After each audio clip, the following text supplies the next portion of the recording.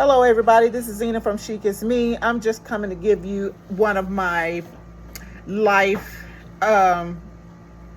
tasks at our house. Today we're doing bulk flour.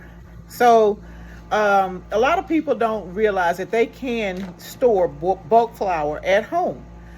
The last time we bought flour in bulk was October of 2021, and I'll show you that in a minute. We got a sale from Lidl grocery store, which is in Mableton, for those of you here in the Georgia area.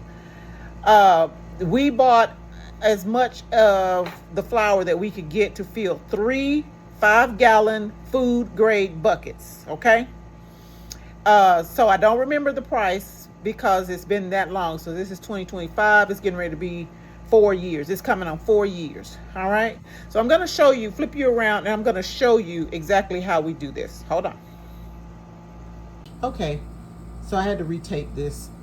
Anyway, that's another day. So of course you want to make sure you have a 5-gallon bucket that's labeled food grade, heavy duty, BPA free. This is a 5-gallon bucket. Okay. On the bucket, I have what's called a gamma seal. This is a 2-part screw-on lid. This part is the screw. The second part, when you get it, this part goes onto the bucket. You push it down and it clicks in place and it will not come off. It just stays there. I can't handle 25 pounds of flour. So the big guy in the previous clip, never mind. In the previous clip, I had the big guy pour this in. This is 25 pounds of, what is this? All-purpose, enriched, bleached wheat flour. So, how I stored this prior to putting it in this bucket is I actually had the big guy put it in the deep freeze for me. So it was a full 25-pound bag, all right? What that does when you put it in the freezer, it kills the weevil larva. So yes, people that are always talking about, oh, I don't eat bugs. Yes, you do. So stop thinking that. When you put the flour in the freezer, it kills the larva. How you get the larva out when they're dead is when you go to use the flour, you sift it. That's how you get it out. Okay.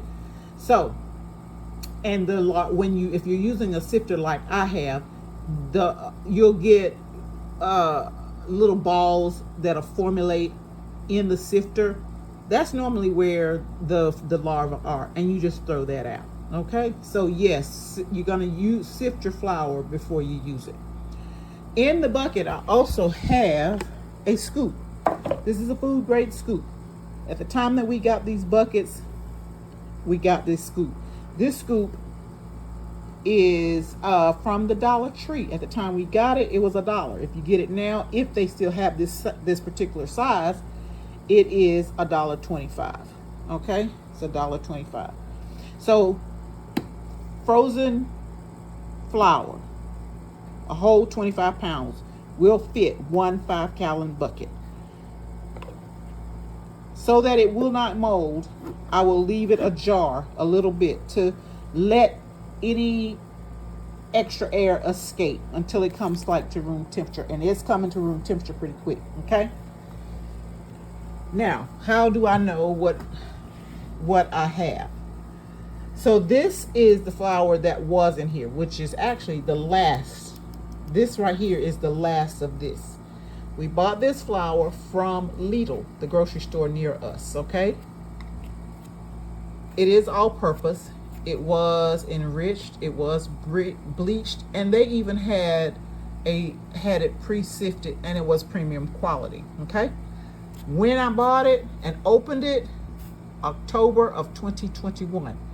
Now, when you're saying how did you get this much? Actually, we had more than this. We actually had 2 more containers of flour in the pantry. We bought enough flour in 2021 that lasted us until now. So that's 25, 50, that's 75 pounds of flour that we bought in 2021 that lasted us for almost 4 years. So you can find deals on your bulk items. You just have to look for them, research them. Once you find one, you just navigate to that place again, however long it takes you to use it, and restock. So this time, we just happened to be in Sam's, and there was a sale going on. I didn't need the flour at that point, but I was going to need it. So since it was a sale on 25 pounds of their flour, we bought one 25-pound bag. Okay. So since this is gone, because the last of it is here, and I'll talk to you about this in a minute, this comes off. And I cut the name of the flour, which means Members Mark is from Sam's. I cut enough of it so I'll know exactly what it is. All right. And because it's a black label, I made sure to keep part of the label in the white area so I can write on it. So August of 2025 is going to go on here. Okay. Next, what's in this jar? This jar right here is one of 4. This is my jar that sits on the countertop. The other 3 jars have sugar, grits, and cornmeal. And yes, I do sugar the same way, as well as the cornmeal.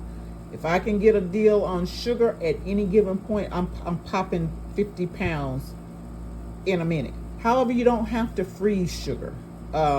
It doesn't gain or have any types of weevils that you have to think about. Okay, so you can buy your sugar and just store it in its original bag like always.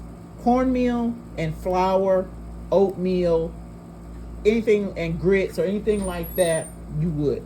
Okay, so at the end of this flour, which is the last of the flour that came out of this bucket, I will wash this jar. I mean, totally wash it, because you can see it's still got residue from where we're pulling out of it, and it's over time flour does stick to the sides of your jar.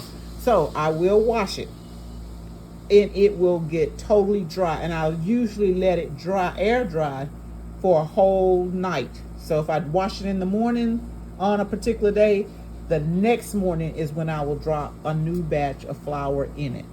Never mix your flours. Never mix your flours. They don't come from the same place all the time. They're not the same wheat from the same field or anything like that. So if you buy bulk flour, cornmeal, oatmeal, anything like that, you want to always make sure that your next drop into what you usually use is always clean out the jar before you drop the next batch. Okay, when this finishes coming to room temperature, I will tape it to the bucket, and the bucket will go back into the pantry on the shelf. And I probably won't fill this jar for another 2 to 3 weeks, maybe more. Depends on what we're doing. If Anthony decides he wants some banana bread, or if I want to make a cake or anything like that, it comes out of here first. All right.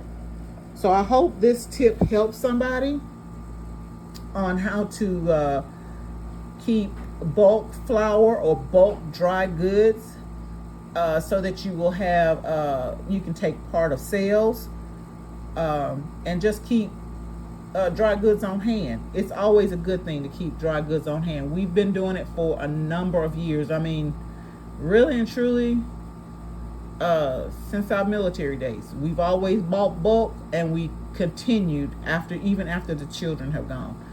So, and as a matter of fact, we taught them how to bulk shop. So yeah, you don't have to bulk shop with everything unless you actually want to, or you just feel that you need to.